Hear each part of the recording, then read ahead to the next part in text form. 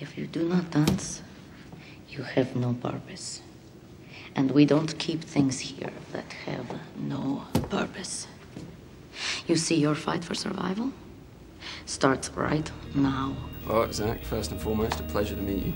Could you tell us and the audience at home a little bit about Sucker Punch? Sucker Punch is a story of a young girl who is sort of it's kind of a prison break movie in some ways. It's about a young girl who's put into a mental institution to get her out of the way.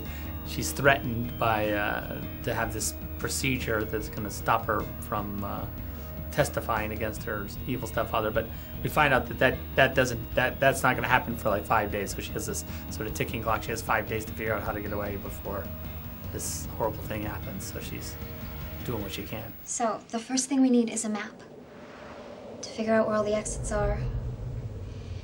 Second thing we need is something to start a fire with as a distraction for when we escape. Plus, the fire should disable all the checkpoints. And the third thing is a knife, in case we run into any trouble. To put it bluntly, you guys kick all kinds of ass in this film. Did Zach put you through like a pretty heavy training regime? We trained for 3 months.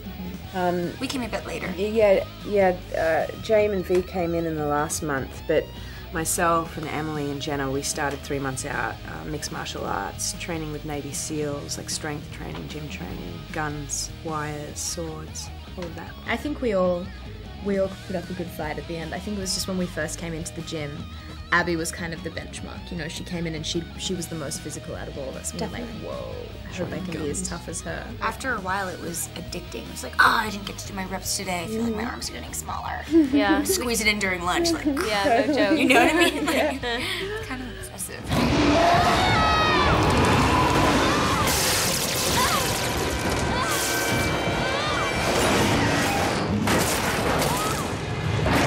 Zach's incredible because he really gives you an open invitation to his mind.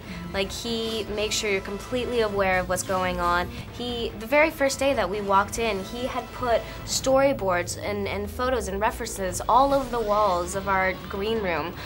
So I mean, like, he made sure that we had a clear understanding of what was going on around us. We felt as though we were somewhat prepared, you know, because Zach has a lot of visual references and you know, we kind of had an idea of what it was going to look like, but then actually seeing the film in its final stages, I don't think anybody could be prepared for that. Like, it was beyond anything that I'd expected anyway. And just the way Zach would utilize the camera, and, you know, we'd have to reenact, like, you know, when the shotgun breaks all over me, you know, we shot that probably about 10 times on this camera, and a whole reel would go through just for that, you know, it was insane. It's like Christmas morning, you know, it's like you have no idea. You kind of know, like, what the shapes are and the wrapping papers, and some of them, you know, like, sound like this and other things, but really when you open it up, it's just such a gift, you know, particularly when everyone worked so hard and gave their all to be able to see on every level: hair, makeup, wardrobe, production design, editing, sound.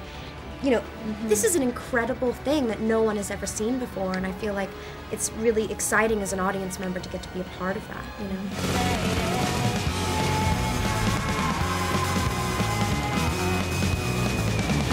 If you don't stand for something, you'll fall for anything.